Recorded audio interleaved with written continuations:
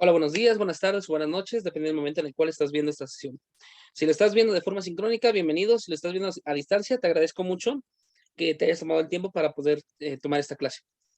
Muy bien, el día de hoy vamos a abordar parte de la unidad 2, parte 2, con algunos filósofos que son necesarios para su actividad. Hasta el momento hemos trabajado 3 líneas de pensamiento que son vitales para la filosofía, que es el idealismo, el materialismo y el empirismo. En la plataforma, en los materiales que ustedes tienen, nada más les aparecen materialismo y, no, perdón, nada les aparecen empirismo y racionalismo. Pero en realidad son 3. Hay que hacer la precisión un poquito para que no tengan este problema. Vamos a hacer rápido un recuento de eso y después ya vamos con los autores que son del siglo XX. Les comento, les mandé un correo para que estuvieran al pendiente, pero en el canal de El Jardín de la Filosofía subí los autores de la primera parte.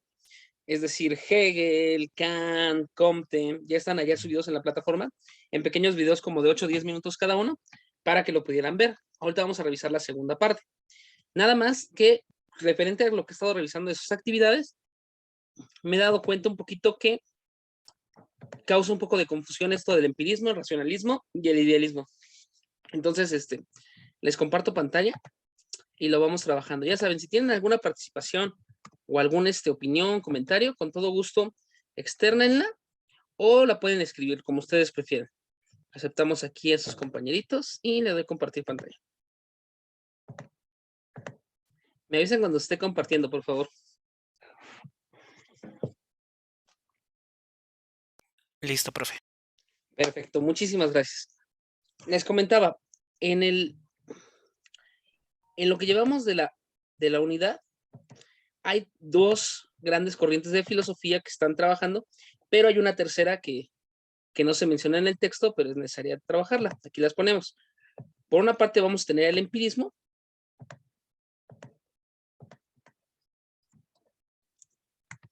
Empirismo. Por otra parte vamos a tener al racionalismo. Por otra parte tenemos al racionalismo.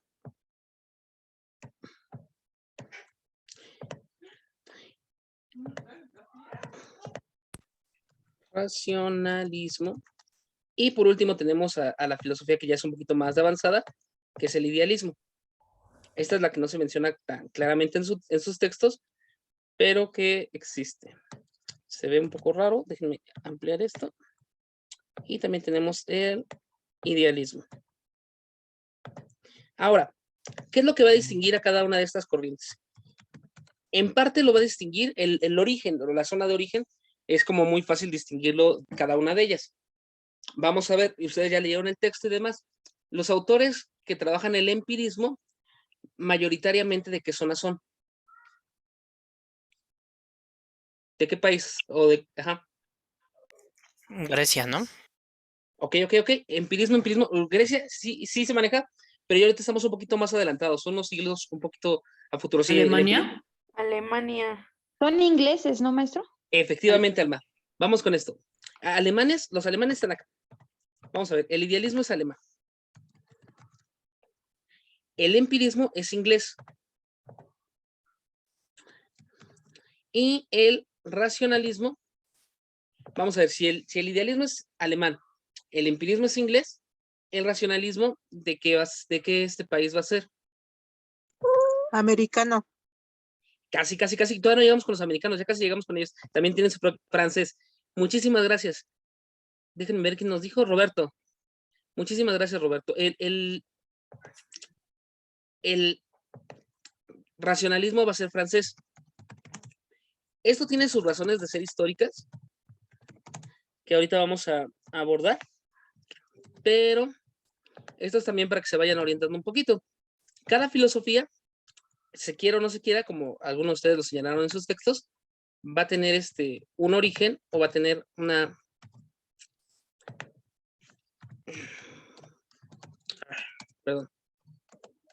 Perdón el acento, creo que no me está saliendo.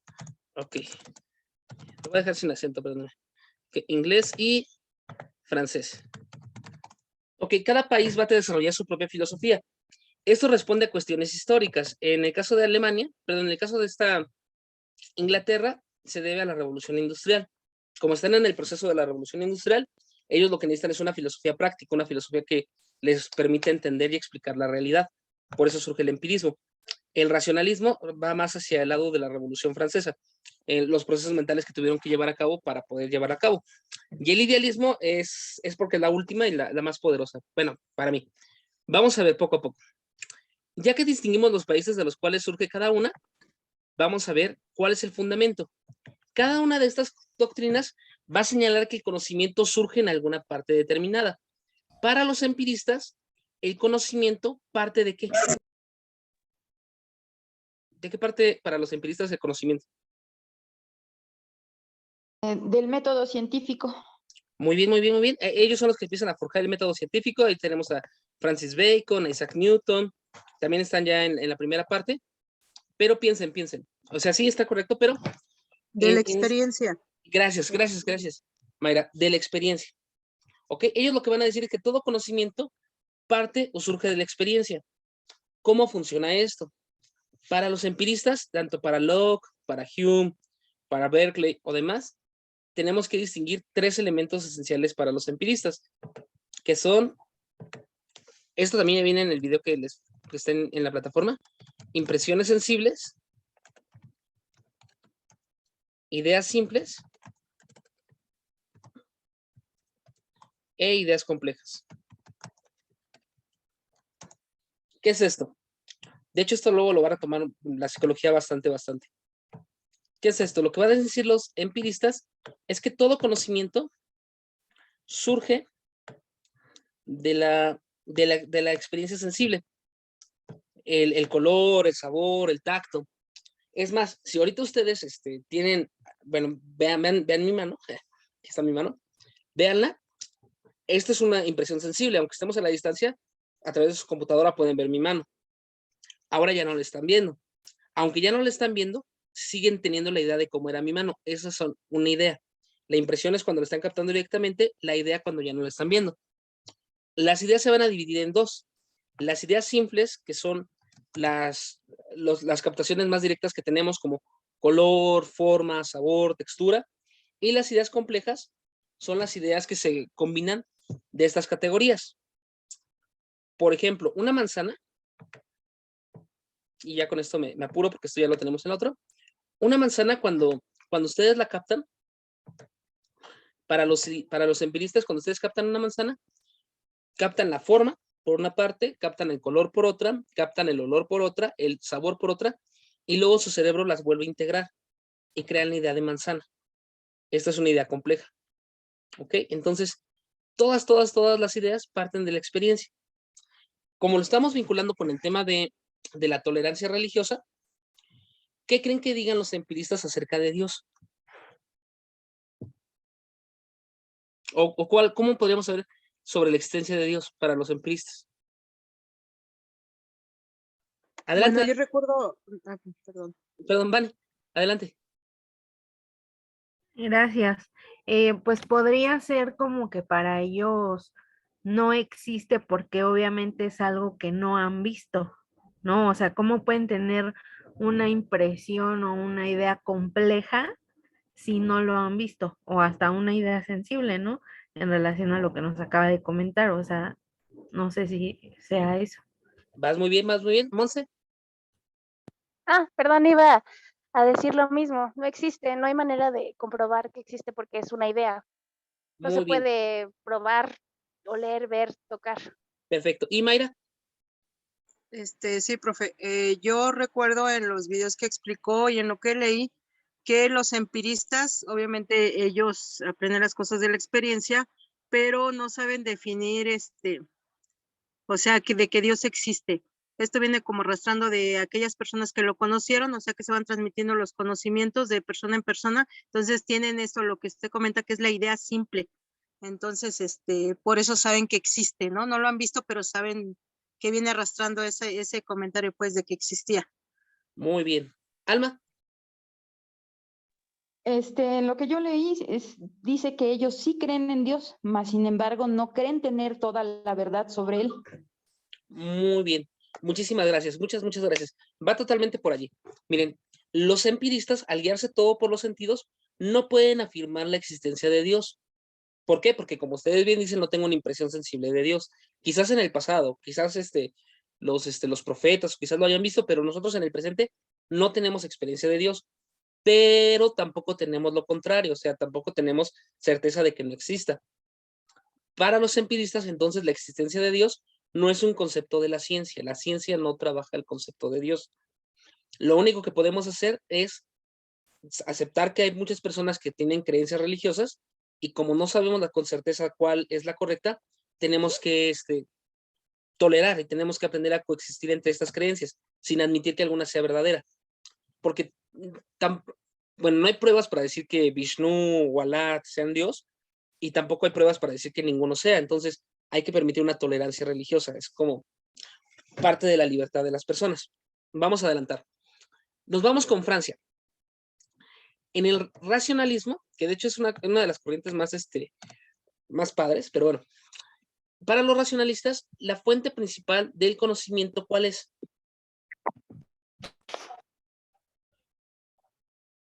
¿La razón? La razón. Perfecto. El uso de la razón o el uso del pensamiento para los racionalistas va a ser Muchas gracias, Laura. Va a ser buenas noches, Maribel. Va a ser como la fuente principal del conocimiento, la razón. Pero la razón, ¿en qué sentido? Los sentidos nos pueden engañar. Esto lo vimos con Descartes. Tiene todo un libro explicando esto. Los sentidos nos pueden engañar. Si no, piensen ustedes que de repente cuando está una persona a lo lejos pueden pensar que es un familiar y en realidad es, no sé, un perro. Entonces, no se pueden confiar por sus sentidos. O también, si tocan agua caliente y se acaban de bañar, quizás les parezca tibia. Entonces, los sentidos nos pueden engañar. Buenas noches, Diana. Entonces, los sentidos nos pueden engañar. Como los sentidos nos pueden engañar, lo que dicen los racionalistas es no hay que guiarnos por los sentidos, hay que guiarnos por el uso de la razón.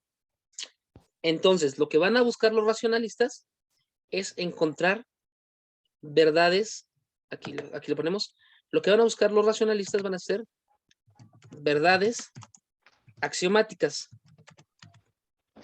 ¿Qué es esto de una verdad axiomática? Principios del pensamiento con el cual nos podemos guiar, como en matemáticas. Y por medio de estos principios universales ya derivar todo lo demás de la ciencia. Por ejemplo, esto ya también está en los videos extra, pero para Descartes, ¿cuál es la única idea de la cual no puedo dudar? ¿Se acordarán? ¿De que estoy dudando? Efectivamente, yo puedo dudar de que estoy vivo, de que estoy despierto, de que puedo contar, pero no puedo dudar del hecho de que estoy dudando. Y si estoy dudando, estoy pensando. Y si pienso, entonces estoy existiendo. Es lo que se conoce como el cogito ergo sum. Pienso, luego existo. De esta existencia ya después deriva la existencia de Dios y del mundo y demás. Pero entonces para los racionalistas, la idea sí existe, sí es posible. Ya después de esto vamos a regresar ahorita con Comte, que también va por acá. Efectivamente, pienso, luego existo, cogito, ergo sum. Aquí también tenemos a Leibniz y a Spinoza. Todos se van a guiar por verdades como en matemáticas, verdades universales de las cuales derivar lo demás. Para ellos, la existencia de Dios sí es demostrable por medio de la razón, o sí se puede llegar por medio de la razón al conocimiento de Dios. Entonces, la tolerancia religiosa se debe permitir porque, aunque todos tenemos una idea de Dios, la razón nos tiene que llevar al mismo punto. Mientras tanto, tenemos que aceptar las otras religiones hasta llegar a ello. Pero bueno, me voy adelantando un poquito porque esto ya lo tenemos. Luego llegamos con el idealismo. El idealismo alemán es como la parte más revolucionaria de la filosofía en estos tiempos. ¿Qué es lo que dice Kant? Bueno, el padre del idealismo es Kant. Si hay alguien versado en filosofía que está viendo esto en internet, yo sé que Kant es criticista, pero vamos a ponerlo dentro de los idealistas ahorita. Entonces, Kant va a dividir el mundo entre fenómeno y noumeno. ¿Qué es el fenómeno? El fenómeno es lo que yo puedo captar, lo que yo puedo ver. Y el noumeno es aquello que no puedo captar y no puedo ver, pero se sobreentiende. Por ejemplo, ahorita les estoy mostrando una gorra. lo que están viendo ustedes es el fenómeno de la gorra. ¿Por qué? Porque no están viendo esta parte de la gorra, este es otro fenómeno. Entonces, para Kant, todo lo que podemos conocer son fenómenos, es decir, nunca conocemos los objetos como tal. Lo que conocemos son las representaciones mentales que tenemos de ellos. Y esto lo podemos poner por medio de categorías, que son como pequeñas cajas que ordenan el pensamiento. Pero para Kant, todo el pensamiento se ordena por medio de categorías y por medio de ideas. Ya no hablamos del mundo, ahora hablamos de cómo conocer el mundo. Este es el gran giro de Kant. ¿Por qué? Porque para Kant, la filosofía y la ciencia no se encargan del mundo exterior, sino cómo me represento yo el mundo. Y entonces eso sí lo puedo saber absolutamente, cómo yo me explico el mundo. La ciencia, la filosofía, todo se vuelve netamente humano. ¿Ok? Lo que va a estudiar Kant son los fenómenos. Ya no vamos a investigar el mundo como tal, sino los fenómenos. Por ejemplo, los fenómenos físicos, lo que puedo captar del mundo físico. O los fenómenos morales, lo que puedo captar de otras personas. En el caso de la religión, y esto es lo interesante, vamos a ver. Ajá, efectivamente, gracias. Los juicios van a ser, bueno, perdón, lo que hace Kant es explicar todo por medio de ideas. Las ideas se establecen por medio de juicios, los cuales pueden ser analíticos, sintéticos, a priori y a posteriori. Son como el orden establecido, pero esos juicios están dentro del cerebro, no están afuera. Es como nuestro lenguaje de computadora que nos permite hilar todo. Ahora, para Kant, ¿qué es lo que estudia la filosofía de la religión? Piénsenlo bien. Si decimos que esto de fenómeno, nómeno, demás, ¿qué creen que estudie para Kant la filosofía de la religión?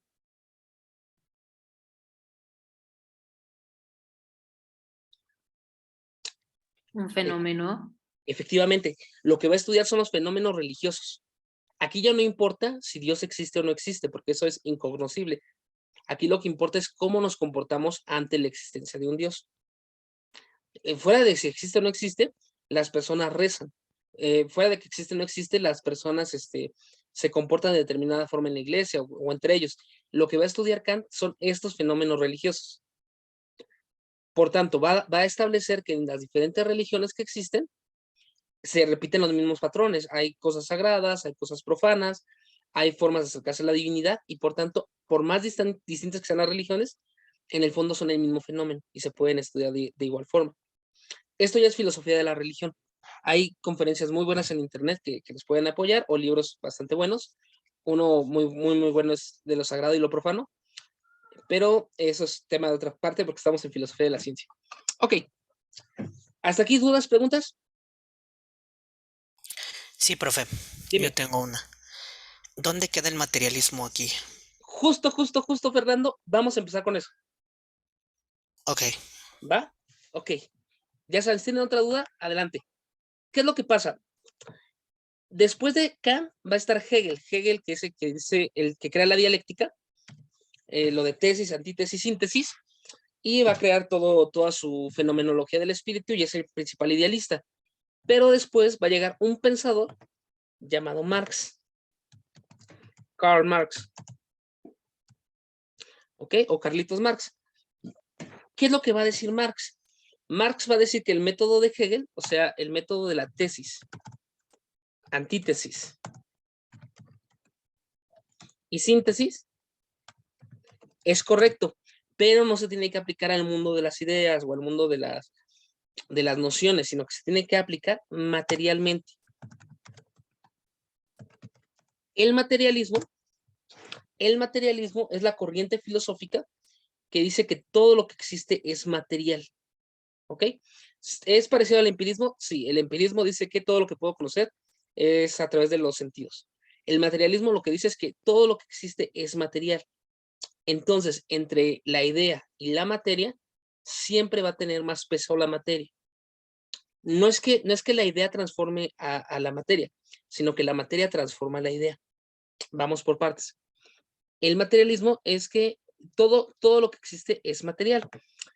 Esto lo va a explicar Karl Marx con dos conceptos que son vitales. Aquí los voy a ir apuntando y lo vamos a explicar. Primero tenemos el de estructura y superestructura. Esto ahorita lo vinculamos con nuestro problema de la tolerancia, con el problema de la ciencia, con todo. Este diagramita, si lo pueden copiar o lo pueden tomar una foto o algo así, sería muy, muy bueno, o impresión de pantalla, porque este diagramita es como la forma más sencilla de entender esto. Superestructura, estructura. Ok, para Carlos Marx, la sociedad se va a constituir de dos elementos, la estructura y la superestructura. ¿Qué es la estructura? La estructura se compone de dos elementos que son las relaciones de producción,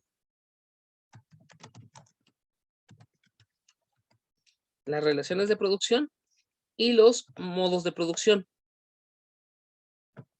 Relaciones de producción y modos de producción. ¿Qué es esto? Las personas se juntan para solventar sus necesidades de diferentes maneras. El modo de producción, esto quizás lo vieron en historia o lo vieron en la prepa. ¿Cuál es el principal o el primer modo de producción que aparece? El comunismo primitivo. Perfecto, muchas gracias, Fernando. El comunismo primitivo, que es el primer modo de producción, en las relaciones de producción no existen clases sociales. ¿Por qué? Porque si nadie tiene nada, si todos vivimos en la naturaleza, a punto de morir porque somos devorados, no existen clases sociales, todo le pertenece a todos, es el comunismo primitivo. Esta es la primera parte. ¿Qué es lo que pasa? Dice Karl Marx, mientras más va avanzando la sociedad, se dan cuenta que pueden sembrar, que pueden crear animales, y empiezan a tener más cantidad de comida y de alimentos de los que antes tenían, lo cual permite una división del trabajo. Y va a surgir la primera clase social ya como tal. La primera clase social después del comunismo primitivo, ¿cuál es? El esclavismo. El esclavismo, perfecto. En el esclavismo vamos a tener al amo y al esclavo. Entonces, la relación de producción se da entre el amo y el esclavo. Entre uno que tiene todos los derechos y privilegios, que es el amo, y uno que tiene que obedecer siempre, siempre, siempre, que es el esclavo. Amo y esclavo. Después de esto, ya vamos a llegar con... ¿Cuál sigue, Fernando, después del esclavismo? El feudalismo. Muy bien, en el feudalismo, en el cual tenemos al señor feudal y al siervo. Y aquí ya hay un poquito más de derechos, pero siguen teniendo más derechos y privilegios los señores feudales. Estas clases sociales, tanto los feudales como los siervos y los esclavos y los amos, van a estar en constante lucha porque quieren preservar sus derechos o incrementar sus derechos. Después del feudalismo, ¿cuál sigue, Fer? El capitalismo. Ajá, Ahí me entra una duda. dime. Marx lo maneja como estos modos de producción, pero después viene Lenin a complementar lo que es, le pasa al capitalismo, le da lo que es la fase del imperialismo, ¿no? O ahí ya no tendría que ver con los modos de producción, nada más es la evolución. Vas muy bien, vas muy bien. Y también por acá dijimos el proletario. Después del feudalismo sigue el capitalismo, que es donde ya tenemos a los proletarios contra los señores burgueses, entre los que tienen la mano de obra y los que tienen los medios de producción. Es como la principal lucha entre los proletarios y los burgueses. ¿Qué es lo que dice Lenin? Lenin va a continuar con los estudios marxistas y lo que va a decir Lenin es que la fase superior del capitalismo es el imperialismo, o sea, es como la cúspide ya, donde están más exacerbados Sí. la lucha de clases. ¿Ok? Y después de esto ya se supone que vamos a llegar al socialismo científico, donde todos volvemos a tener los mismos derechos y se acaba la lucha de clases. ¿Hasta ahí vamos bien? Sí. Ahora, pongan mucha atención. Lo que va a decir Marx, y esto es lo importante para nosotros ahorita, es que dependiendo de la estructura, vamos a tener la superestructura. ¿Qué es la superestructura? La superestructura es la religión, la filosofía, la política, la psicología, etcétera. Es decir, no es que las ideas sean antes que los modos de producción, sino que los modos de producción van a determinar cómo son estas ideas. Vamos a explicarlo un poquito más nítidamente. Aristóteles. Aristóteles es un pensador griego, ya lo hemos trabajado, y Aristóteles, ¿dónde decía Perdón, Aristóteles, ¿a cuál modo de producción creen que pertenecía? ¿Esclavismo, feudalismo, capitalismo, socialismo científico?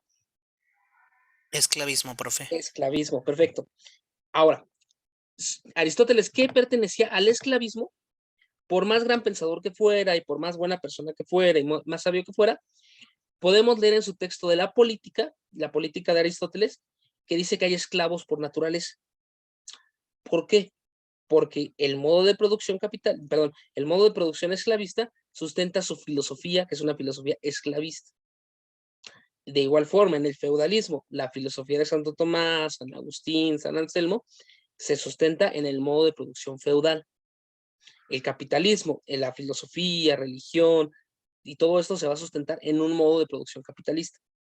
Entonces, para Marx, es bien importante las ideas, pero más importante es saber la estructura de poder que hay en las relaciones materiales que permiten entender esto.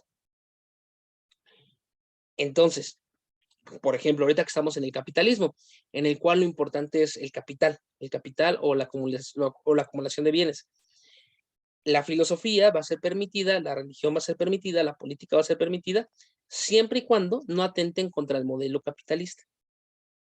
Si no, piensen, por ejemplo, bueno, en el caso de ustedes que lo van a ver, Vygotsky, que tuvo grandes problemas para entrar en el ámbito de la psicología ya a nivel norteamericano, y tenemos la contraparte de Piaget, por poner un ejemplo, o que la filosofía actualmente que está más fuerte es el pragmatismo, que es estadounidense. De hecho, también va por allí. Por eso les mencionaba lo de los países con las filosofías. En el momento en el cual el racionalismo es la parte más fuerte de la filosofía, es cuando Francia tiene el mayor poder económico. Cuando el empirismo está más fuerte, es cuando Inglaterra tiene el mayor poder económico. Cuando el idealismo está más fuerte, es cuando Alemania tiene el mayor control económico. Y ahorita la filosofía que está más fuerte es el pragmatismo, el cual es de corte estadounidense. Todavía no lo vemos, pero es el pragmatismo de corte estadounidense. Aquí decimos, ¿hay alguna película que me recomienden sobre estos temas del materialismo, feudalismo, esclavismo y capitalismo? Muy buena pregunta, Rodrigo. Película como tal, ahorita no se me ocurre, pero ahorita les comparto una conferencia. Es de Darío el Innombrable. Él es muy, muy, muy ameno para poder trabajar esto. Pero déjame pensar en una película, porque bueno, tengo algunas, pero no son directamente. Déjame pensarlo. Bueno, ¿dudas, preguntas hasta aquí? No. ¿No? Una película que podría demostrar esto sería la del Diario de un bolchevique. Wow, no la he visto, la voy a buscar. El Sí. diario de un bolchevique. Si nos la puedes compartir en el foro de dudas, el nombre te lo agradecería mucho. Sí. Muchas gracias, Fernando. Y bueno, aquí pueden profundizar bastante. De hecho, hay psicología soviética y hay muy, muy, muy buenos elementos si quieren irse por esa línea. Pero por ahorita vamos a cambiar un poquito de tema. Dice, ok, aquí tengo una mini presentación. Ahora sí la presentación está toda fea porque voy a utilizar más el pizarroncito. Entonces, nada más vamos a ver. Miren, aquí en esta unidad va a pasar algo bien interesante. Vamos a ver a filósofos y científicos. Este es el punto interesante. Muchos de los autores que están en la plataforma y que ustedes van a revisar no son como tal filósofos. Son interesantes, son buenos, pero para filosofía yo les recomiendo centrarse en los filósofos. O sea, sí léanlos, sí analícenlos, pero ahorita nos vamos a centrar en los filósofos. Vamos a ver, a Marx ya lo revisamos con esto del materialismo. Y el siguiente en revisar es Darwin. Darwin es un científico. Aquí no voy a profundizar mucho porque Darwin es un científico y es muy bueno, pero como tal no es filósofo. ¿Cuál es la principal atribución o cuál es la principal contribución de Darwin para la filosofía y para la filosofía de la ciencia? Piensen. La teoría de la evolución. Efectivamente, ¿por qué?